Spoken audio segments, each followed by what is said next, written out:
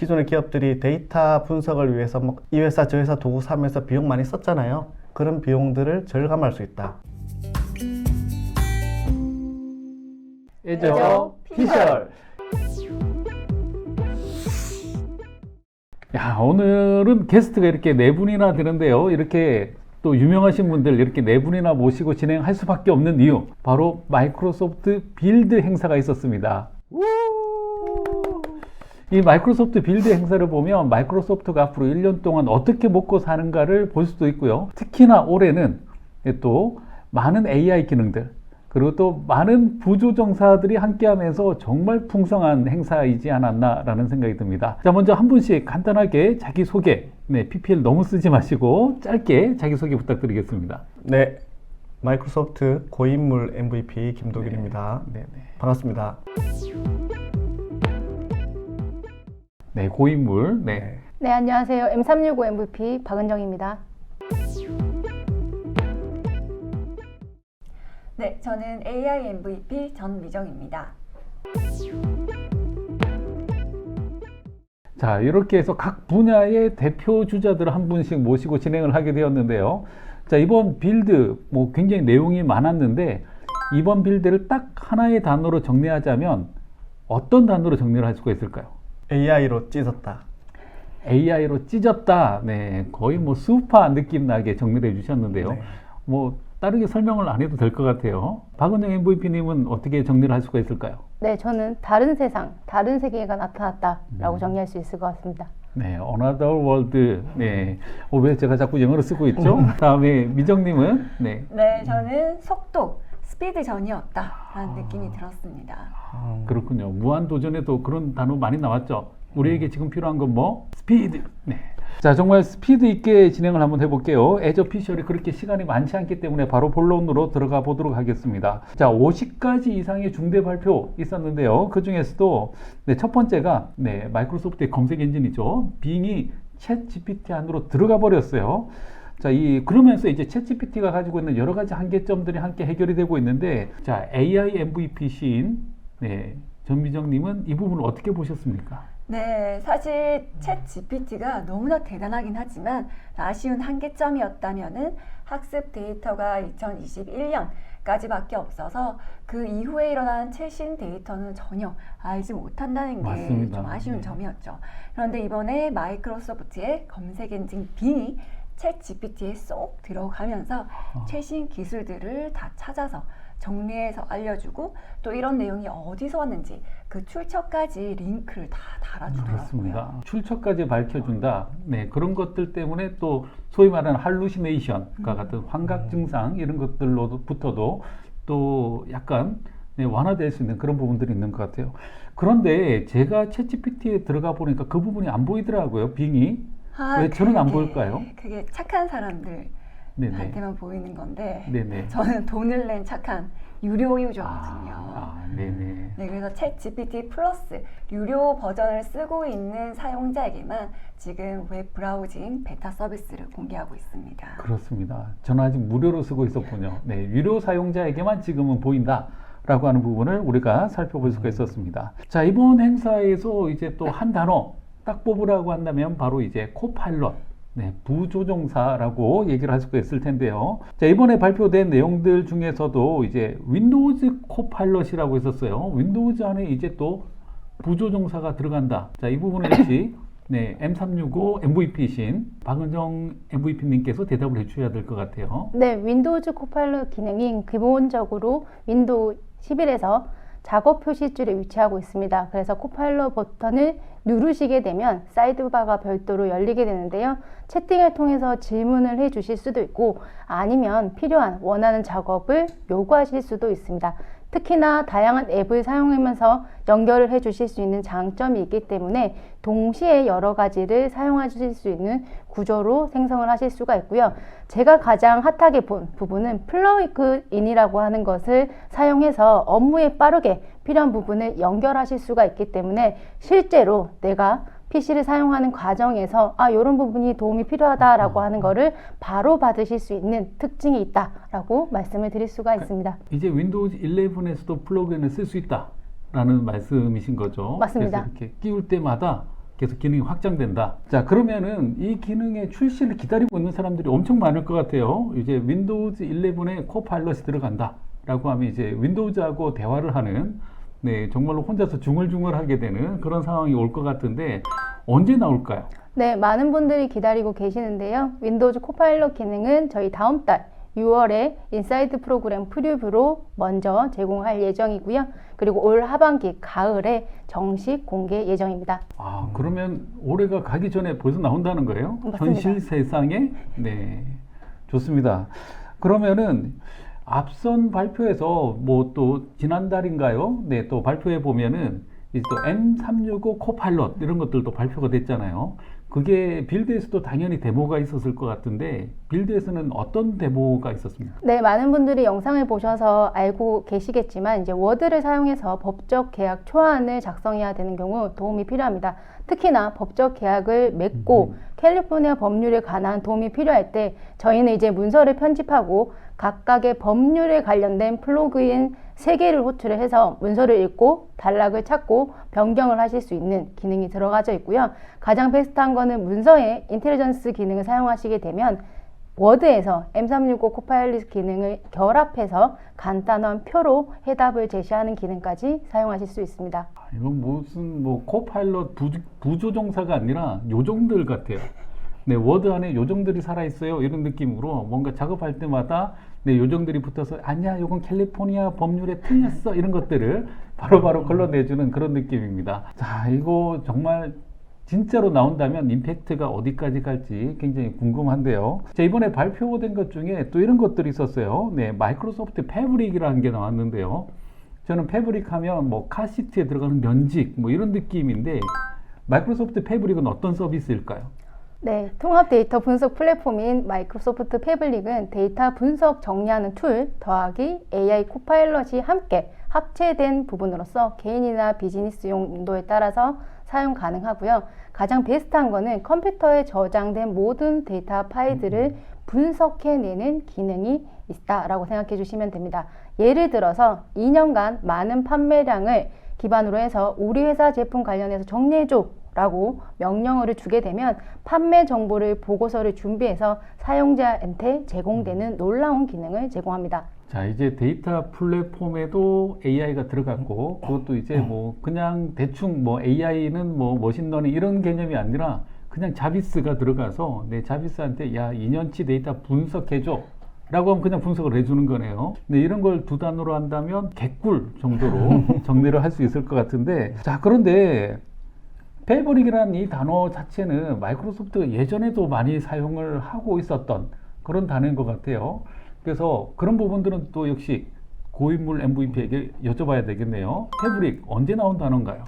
롱롱 어고. 네, 롱롱 오고, 네. 아주 오래됐죠. 그 패브릭이라는 용어를 들으니까 그 이전에 에저에 지금도 있는데 서비스 패브릭이라는 네, 서비스 패브릭. 기능이 네. 이제 뜬금없이 좀 생각이 나긴 하네요. 네. 아까 패브릭의 면직 뭐 이런 거라고 했는데 저는 다른 말로 촘촘하게 짜여져 있다. 촘촘하게 짜여져 있다. 이렇게 네. 생각을 하거든요. 그래서 그런데 이 패브릭이라는 단어가 등장할 때 항상 나오는 두 가지 키워드가 유니파이드 유니파이드 하고 네. 그다음에 원 네. 이게 등장합니다. 그 이번 빌드에서 소개된 이 마이크로소프트 패브릭 같은 경우도 이제 AI 시대가 됐잖아요. 그래서 이 AI 시대에 맞춰서 데이터를 다루는 방법에 대한 마이크로소프트의 인사이트가 녹여져 있는 서비스인 거죠.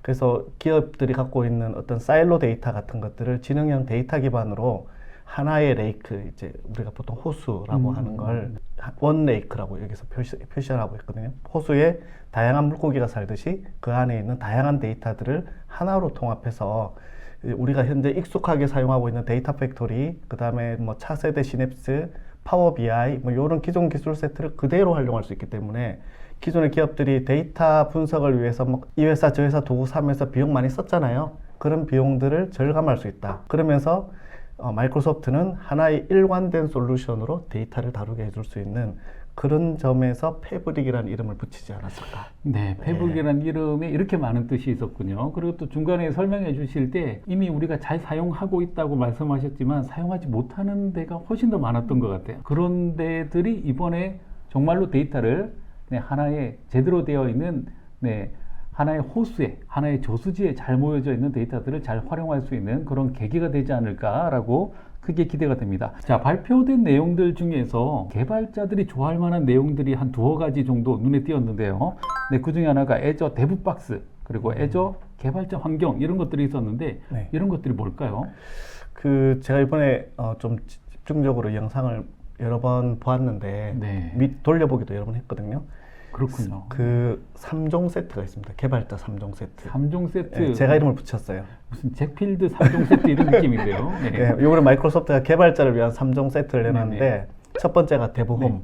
데브홈, 네, 네. 두 번째가 데브박스, 데브박스, 세 번째가 애저 디벨롭먼트 인바이러먼트, 아, 개발 환경. 네. 네. 이렇게 세 가지가 개발자를 위한 3종 세트입니다. 데브홈 같은 경우에는 그 세션 중에 영어로는 뭐 그렇게 되어 있지만 한글로 번역하면 스캇 헨설만과 그의 친구들이라는 세션이 있습니다. 네. 네. 그 세션에 자세히 설명하고 있으니까 나중에 한번 보시고 거기에 보면 이제 개발자를 위해서 자기가 사용하고 있는 윈도우 클라이언트를 어떻게 개발자가 커스텀하게 제어할 수 있는지 네네. 이런 거에 대한 풀 세트를 데브홈이라고 하는 이제 애플리케이션을 네네. 통해서 구현할 수 있도록 해놓았거든요. 그래서 윈도우즈 클라이언트가 개발자 향으로 좀 더 빠르게 셋업될 수 있도록 와우. 해준 기능이다라고 네네. 보면 되겠고, 두 번째가 이제 데브박스인데, 데브박스는 이제 일반적인 회사에서 보통 뭐 팀 내에 새로운 개발자가 들어오면 이 개발자가 회사의 코드 베이스를 가지고 온보딩 되는데 꽤 시간이 오래 걸리잖아요. 그렇죠. 뭐 일주일씩도 걸리고 그러죠. 그렇죠. 네네. 그래서 뭐 개발 환경 맞추고 뭐 이렇게 클로닝하고 뭐 자기 개발 환경에 이제 뭐 인증하고 뭐 이렇게 하는 시간들이 많이 걸리고, 또는 새로운 프로젝트에 들어가면 또 이전 프로젝트 하던 거하고 새로운 프로젝트가 막 충돌하는 경우도 있고 막 그렇잖아요. 근데 그런 것들을 다 해결해서 한 방에 딱 한 방에. 개발자가 원하는 그 개발 환경을 딱 맞춰주는 솔루션이 데브박스입니다. 어떻게 보면 너무 잔인한 솔루션 아닌가요? 네, 쉴 틈을 안 주는 거죠. 그렇죠. 입사하자마자 바로 일을 해야 될 것 같은. 그렇죠. 네네. 기업 입장에서는 아주 좋아하는. 그리고 또 어차피 다 클라우드니까. 그렇죠. 네. 뭐 보안도 좋고. 내 PC에서 지금 뭐가 안 돼요 이런 것들 안 통하겠네요. 네, 맞습니다. 네. 다 돼 있어. 네. 알겠습니다. 실력만이 살 길입니다. 그렇죠. 열심히 공부합시다. 세 번째가 이제 애저 디벨롭먼트 인바이러먼트인데, 네. 이제 얘는 아까 그 데브박스 위에다가 이제 그 회사 보통 보면 플랫폼 엔지니어링 팀이 있잖아요. 그쵸. 이 플랫폼 엔지니어링 팀이 개발자들을 위한 인프라를 만들어서 개발자들이 내가 테스트 환경을 원한다, 개발 환경을 원한다, 또는 프로덕션 환경을 원한다 하면 그게 맞는 환경을 빠르게 프로비저닝 해줄 수 있는 그런 솔루션을 제공하고 있습니다. 그래서 마이크로소프트가 이제 이 세 가지를 이제 결국은 소프트웨어 개발에 대한 새로운 접근 방식, 그리고 그에 맞는 소프트웨어 개발 인프라, 여기에 현재 코파일럿과 같은 AI 피처, 이런 것들이 녹여져서 새로운 시대에 새로운 개발은 어떻게 돼야 된다라는 것을 개발자들한테 어필하기 위해서 이 세 가지가 이 안에 등장됐습니다. 자, 그것만 보면 이제 당장이라도 네, 어디서든 바로 개발할 수 있는 그런 환경이 네, 거의 실시간으로 제공이 된다. 자, 그런 부분에 있어서 네, 개발자들은 굉장히 좋아진 것 같다는 느낌과 함께 약간 씁쓸한 이면도 있긴 하지만 네, 그래도 점점 좋아지는 건 맞는 것 같습니다. 자, 그러면은 이번에 이 빌드 2023, 네, 빌드 2023년을 가장 잘 표현하는 그림이 지금 여기 그림이 하나 나올 거예요. 네, 이 그림이라고 할 수가 있는데요.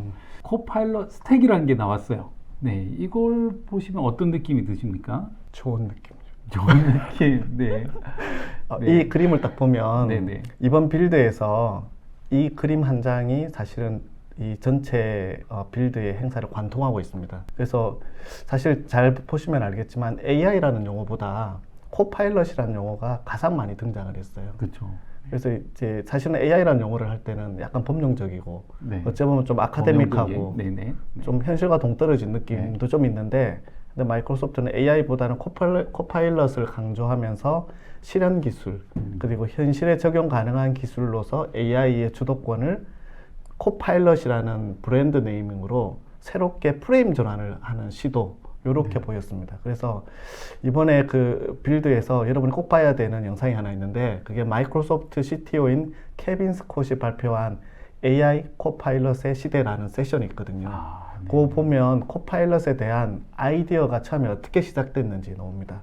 아주 일반적인 출발점에서 시작되었는데 사실은 사람들이 늘 겪는 인지적인 복잡한 작업들을 어떻게 하면 소프트웨어 인터페이스처럼 도움이 되게끔 해줄 수 있을까? 사람들과 대화하는 것처럼 맥락을 유지하면서 그 맥락을 기반으로 쉽게 내 문제를 해결해 줄 수 있을까? 결국은 대화형 에이전트가 있다면 어떻게 될까?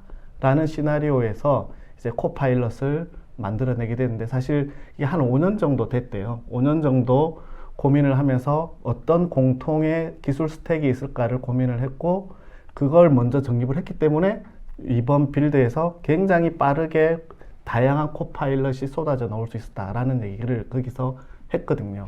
그래서 그런 것들을 중심으로 이번에는 코파일럿의 스택이 빌드 전체에서 가장 중요한 한 장의 그림이다라고 볼 수 있겠습니다. 그렇게 AI라고 했을 때는 서로 이걸 받아들이는 게 조금씩 다 다를 거예요. 어떤 분들은 뭐 전지전능한, 뭐 자비스 이런 걸 떠올리시는 분들도 있고, 어떤 사람들은 뭐 터미네이터, 어떤 사람들은 자판기 이런 것들을 생각할 수도 있는데, 코파일럿이라고 하니까 좀 더 현실적으로 우리 곁에 다가온 것 같은 그런 느낌이 듭니다. 자, 그런데 이번에 나온 것 중에 이제 이 코파일럿 이런 것들하고 같이 얘기를 하다 보니까, 애저 AI 스튜디오라는 게 나왔어요. 기존에도 스튜디오 되게 많았잖아요. 뭐 보면 애저 ML 스튜디오도 있고, 오픈 AI 스튜디오도 있고, 이번에 나온 이 애저 AI 스튜디오는 과연 어떤 스튜디오일까요? 네, 저도 처음에 이걸 보고 이건 또 어떤 스튜디오지?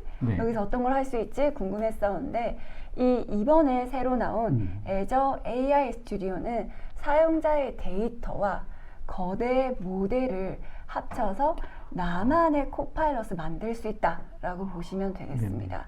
그래서 기존에 이 챗GPT 기능이 너무 좋은데 우리 데이터로 학습을 시키고 싶어. 그럼 뭔가 파이 튜닝을 하거나 랭체인을 쓰거나 뭔가 힘든 작업들이 많았잖아요. 근데 그런 걸 하려면 또 개발자가 있어야 되는데 이제 AI 스튜디오를 활용하면 내 데이터를 그냥 올리기만 하면 챗GPT가 그걸 가지고 거기 있는 내용을 기반으로 답변을 해주게 되는 거죠. 그렇게 했을 때 그 데이터를 어떤 식으로 얘가 같이 조인해서 사용을 하는 걸까요? 뭐 파인 튜닝까지는 안 가는 것 같은데. 맞아요. 파인 튜닝까지 가서 쓸 수도 있긴 한데 그것보다는 사실 프롬프트 엔지니어링이라고 해서 우리가 모델에게 어떤 내용을 전달해주고 그 내용들을 요약해서 다시 모델이 우리에게 전달해 주는지 그런 게 좀 달라지기 때문에 애저 블럽 스토리지에 있는 데이터를 기반으로 쓸 수도 있고 아니면 로컬 PC에 있는 데이터를 기반으로 모델에게 보여줄 수도 있고 그렇게 보여준 다음에 챗GPT한테 이 문서 기반으로만 얘기해! 그러면 기존에는 막 없는 얘기도 하고 그랬잖아요. 그렇죠. 근데 이제 그런 일 없이 문서에 안 나와 있으면 저는 모릅니다 라고 하게 되는 거죠. 자, 기존에 뭐 굉장히 유명한 사건이 있었죠. 세종대왕 맥북 프로 던짐 사건 이런 거 있었는데 이제 그런 거 안 나올 것 같습니다. 자, 그런데 그 데모를 하면서 그분이 데모하시는 분이 굉장히 스스로 흥분해가지고 이거 정말 중요하고 정말 흥미롭고 막 이런 식으로 얘기를 하다가 보여준 데모가 있었죠. 그 데모에서 보면은 막 데이터 학습시키고 하는데 어떤 데이터를 어떻게 학습을 시킬 수가 있었을까요? 제가 그 데이터가 뭔지까지는 잘 안 보긴 했는데. 안에 알맹이는 못 봤지만 애저에 어떤 서비스들을 하고 연결을 시켜서 애저에 있는 기본적인 스토리지 서비스들 제일 많이 쓰는 블럽 스토리지하고 연동시킬 수 있고요. 그 다음에 PC에 있는 거 업로드해서 바로 쓸 수도 있고 또 하나 거기서 보였던 게 애저 서치. 맞습니다. 애저 서치가 기존에도 우리가 PDF나 워드나 각종 이미지 파일 올려놓고 거기에서 원하는 내용 인덱싱해서 검색을 할 수 있게 해주는 굉장히 유용한 서비스였는데 이제 그걸 벡터 기반으로 더 확장력 있게 쓸 수 있게 제공을 한다고 하더라고요. 그것까지 챗GPT와 연결이 바로 된다라고 보시면 되겠습니다. 발표된 내용들 하나하나가 정말 크고 중요한 내용들인데요. 특히 코파일럿. 코파일럿은 정말 중요한 내용인 것 같고요. 정말로 뭐 필요한 것들 하나하나 그냥 코파일럿으로 만들어 놓는 줄 알았는데 정말 마이크로소프트는 부조종사 양성합격, 부조종사들의 탑권을 만든 게 아닐까라는 생각이 들 정도로 많은 것들을 만들어내고 있습니다. 자, 이렇게 우리가 뭐 애저 피셜이 지금 뭐 그렇게 긴 시간 동안 만들어지는 그런 컨텐츠가 아니어서 짧게 한번 우리가 살펴봤는데요. 관련되어 있는 내용들은 또 여러 채널에서도 많이 나오고 있고요. 그리고 또 마이크로소프트 공식 채널에서도 네, 빌드하고 관련되어 있는 내용들은 많이 나오고 있으니까 그런 부분들도 하나씩 잘 살펴보시면 좋을 것 같습니다. 자, 이렇게 에저피셜과 함께라면 여러분들은 과거, 현재, 그리고 미래까지 함께 하실 수 있습니다. 구독. 좋아요, 알림 설정까지.